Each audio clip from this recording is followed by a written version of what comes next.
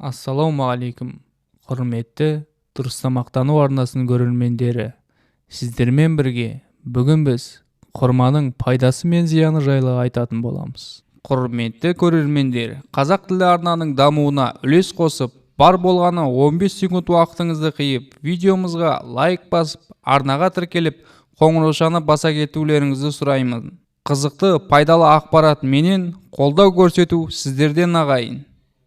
Ендеше видеомызды бастаймыз. Көптеген адамдар құрманы жеміс деп ойлайды. Танымал пікірге қарамастан, ботаникалық тұрғыдан бұл жидек. Бұл факт құрманың құрамында етті целлюлозамен қоршалған тұқымдардың көптігімен байланысты.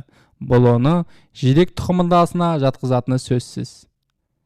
Персимон өз атауын гректің диос сөзінен алды, яғни құдай дегенді білдіреді. Сондықтан оны жиі құдай алмұрт деп атайды. Жемістер биіктігі шамамен 18 метрге жететін ағашта өседі. Пісу күзде болады. Жемістер қыста ағашқа іліп қоюға қабілетті. Сондықтан қыста құрма бізді қуантады. Піскен жидектің түсі ашық, сарыдан бургундияға дейін өзгеруі мүмкін. Бәрі әртүрлілікке байланысты. Құрманың отаны Қытай. Өйткені ол ыстық климатымен ерекшеленеді. Сондықтан ол оңтүстік тропикалық және субтропиктік елдерде кең таралды. Мысалы, Филиппин, Мексика, Израиль, Италия, Түркия, Ресейде субтропикалық аймақ, Осетияда, Дағыстанда, Қырымда және Краснодар өлкесінің Қара теңіз жағалауында орналасқан. Мұнда қыңырлығына қарамастан құрма жемісі өседі және әсерлі өнім береді.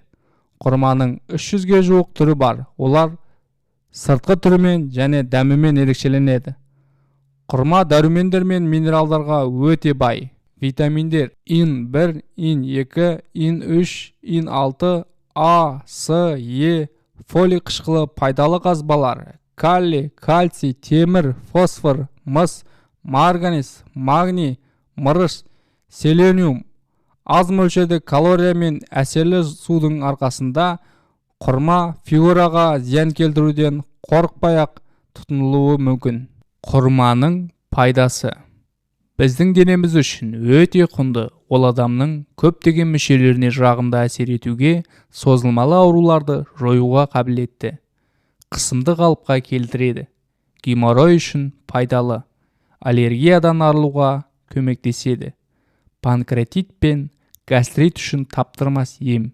Іш қатуды жеңілдетеді. Қан қатерлі ісігінен қорғауға қабілетті. Созылмалы шаршаудан арылуға көмектеседі. Диуретикалық қасиеттері бар. Тері жағдайын жақсарту арқылы безеулермен күресуге көмектеседі. Энергияны толтыруға қабілетті. Шлактар мен токсиндерді кетіреді. Жүйке жүйесін тыныштандырады. Бай құрманың арқасында дәрумендер мен микроэлементтердің әрқайсысы денеге бөлек те аралас та пайдалы. Моносахаридтер жүректің жұмысына жақсы әсер етеді. Гипертония мен анемия кезінде құрма бұл міндетті өнім. Оны елемеуге болмайды. Фруктоза және глюкоза олар антидепрессанттар ретінде адамның көңіл күйін көтере алады. Бета-каротин ол терінің қартаюына жол бермей, жасартатын әсер ете алады. Сонымен қатар көзге бұлшық етті күшейтуге оң әсер етеді. Йод қалқанша безін қалыпқа келтіреді. Темір гемоглобин деңгейін жоғарылатады. Калий бауыр мен бүйректің жұмысын жақсарта отырып, су, тұз тенгерімін сақтайды. Кальций сүйектің беріктігін арттырады. Сонымен қатар қан құюын жақсартады. Марганец қалқанша бездің дұрыс жұмыс істеуіне ықпал етеді және есте сақтау қабілетін жақсартады. Аскорбин қышқылы денеге вирустармен және суық тиюмен күресуге көмектеседі. Сонымен қатар қан тамырларын күшейтеді. В тобының витаминдері олар жүйке жүйесін қолдай алады және қандағы қант деңгейін қалыпқа келтіреді. Фосфор сүйек пен тіс тендерінің өсуіне қолдау көрсетіп, ақыл-ойдың жұмысын жақсартады. Магний қан қысымының көрсеткіштерін жақсартады. Сонымен қатар холестерин деңгейін төмендетеді. Пектин ас қорытуды қалыпқа келтіреді және асқазан ауруларының алдын алу қызметін атқарады. Жарқын жидек әйел денесіне ерекше әсер етеді. Гормоналды жүйенің негізі болып табылатын қалқанша безінің жұмысын жақсартады. Жүйке жүйесінің тұрақтануына байланысты тамаша седативті ретінде қызмет етеді. Бұл талшық көзі әйелдердің репродуктивті жүйесінің қатерлі ісік ауруларының алдын алу үшін жақсы қызмет етеді. Құнарлылыққа әсер ететін темір қоймаларын толтырады. Қартаю процесін баяулататын теріге керемет әсер етеді. Ісінуді басады және теріні жақсартады.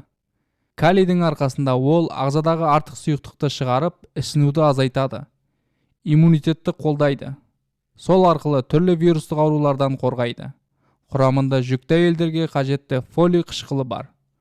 Болашақ ананың визуалды белсенділігін жақсартады. Сонымен қатар, каротин құрамына байланысты баланың жүйке жүйесін қалыптастырады.